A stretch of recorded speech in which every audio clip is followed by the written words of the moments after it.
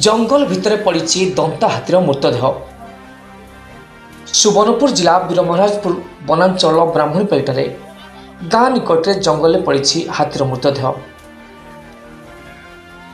हाथीर मृत्यु केमिति होईछि ता स्पष्ट होई नथिले विद्युत आघात रे मरि पड़िथिबार प्राथमिक तदंतरू वन विभाग जानिବାକୁ पाइछि।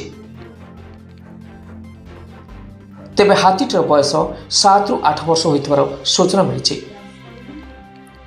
वन विभाग घटनास्थल पहुंची अधिक तदंत जारी रखिछि।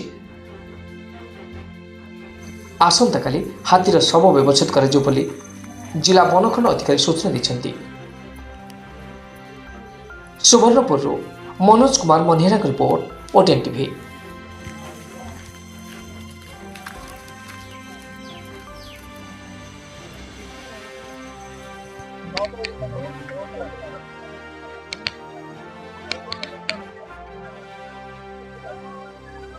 What?